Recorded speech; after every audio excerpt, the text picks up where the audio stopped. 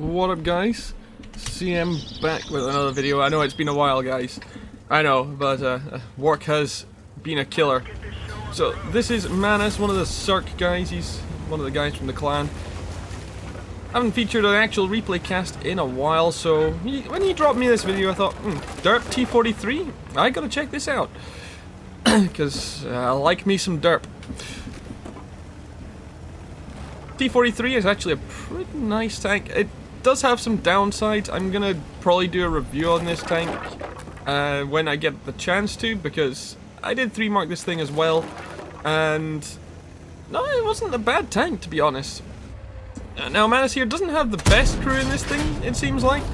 I can't remember what exactly he said his crew was at, but he's not got all the view range skills, and I don't know if he's got brothers in arms. At least has your rammer vents and optics, because this tank does have actually a not too bad base view range from what I remember. I think it's 370 meters, and it's decently mobile. And of course it gets a good old 122mm U11 Derp gun, the howitzer. Loaded up with mostly HE and some heat shells there for good measure. And on this encounter battle on Empire's border, he's gone all the way up the ridge, the north ridge line, center north ridge line, to get shots into the sides of people going to the cap, like this T-43 here. Unfortunately, first shot missed. That would have been a nice hit if he'd gotten it in, because those sides are quite squishy of that thing. And HE does like that thing. Loads of heat shell for the IS there. 350 alpha on those heat shells, so slight high roll. HE alpha is 410. Now looking for a shot on the Type 58, but looks more towards the T-25 as he pulls out and gets a nice little high roll.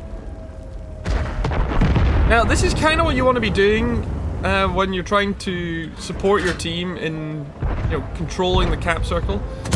As he puts a shot into the Type 58 and slide high roll and sets him on fire. Oh dear. So you kind of want to have this kind of angle in the middle here while your team distracts them at the other side, because then you get all the juicy side shots while they're distracted. But in this case, a lot of the enemy team are focused on him. The T-25 and the KV-85, and also in, well, less so the Jag Panther, but still a threat. Looking to get a shot on the 45 TP there on the back of the turret, doesn't get it, and is blanked by a Stuart Emil. Partially because the AMX AC-46 and T-29 behind him have not caught up yet. Luckily, the second shot from the 105mm that the Stuart Emil's using, that's the stock gun, the Dickermax gun, doesn't go through and only retracts him. So he plonks an HE shell into him, high rolls for 457. And yeah, this Stuart Emil, as he bounced the shot from the T-30-45, Stuart Emil, that's why you don't want to fuck with a Derp. That's why you don't want to fuck with a Derp T-43. And puts a heat shell into the front of the T-30-45. Bit of a low roll, but, you win some, you lose some. Friendly Dickermax picks him up from all the way up on A5. That Dickermax, by the way, he's going to be of no use to the team alive, and don't worry, he is going to stay alive, but, he's just going to go all the way up to the north, and we're never going to see him again. So Jag Panther bounces, IS is charging him, makes the right call, and puts a shot into the lower front plate of the IS. So you don't want an IS running around when it's top tier, because yes, he is top tier, it's 5-10 matchmaking. Well, not 5-10, but it is tier 7 match with tier 6s, as he puts that was a really high roll for this heat into the KV-85, 412, and gets a fairly lucky snipe on the cupola of the 45. That could have easily hit one of the extreme angles on that cupola and bounced, or just missed completely, even at that range. Only one heat shell does fluff it. He fired a bit too late, and also could have just held fire and then just gone round onto the HE shells only from now on. Goes around the KV-85, tracks him, hoping that his team gets a shot into him, but none do. Takes the hit, which does break his ammo rack, but does get a shot in return. And the AC-46 finishes him off. Cromwell here now, trying to get a shot on the AC. Manus tracks him.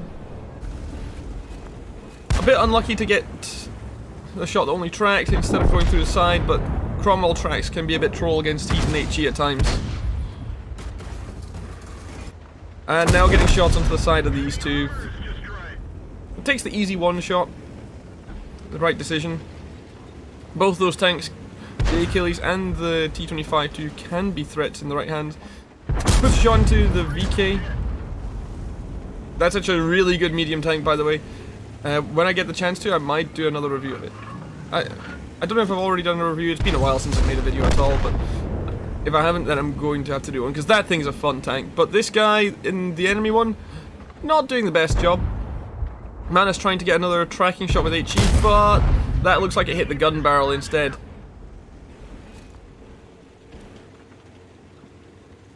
Because otherwise it wouldn't have done 0 damage. Finds the KV, or the other KV-85. This one with the 122. Shot gets donked into the ground. KV-85 fires the T-29. Only tracks the T-29. And now the VK. Oh dear. Side on. Oh, that was really unlucky. Okay, that's what. Yeah, because that thing only has 50mm of side armor. It's not a lot. So, yeah, that VK got really lucky. It must have hit the side of the turret, because the turret sides are 60mm. So, yeah. Bit unlucky for Manus. Very lucky for the VK. Also, you guys might be thinking, but CM, why are you putting a video up where the team caps? We want to see death and destruction.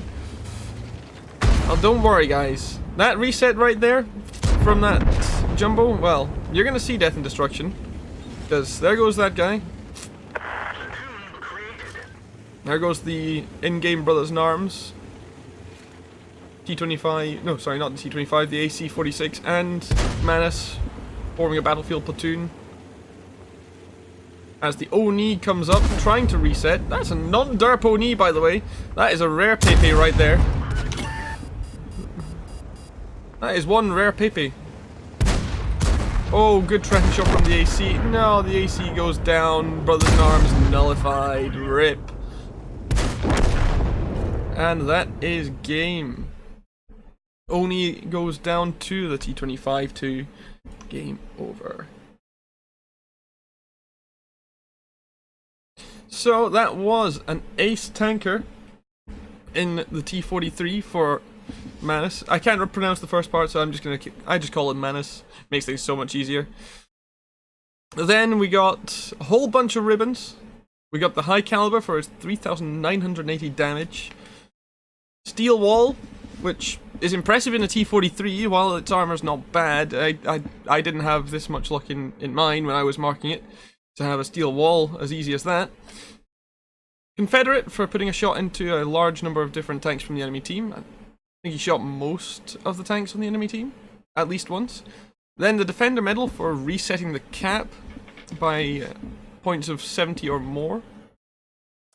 If we go on to there, he got himself 4 kills, 1,637 base XP, which is juicy, even in this kind of matchmaking. And he made credits! He made a profit on this, even though he fired all his heat and used his repair kit. He still made a profit, though he's lucky he's got a premium account for this, because he would not have if he was not.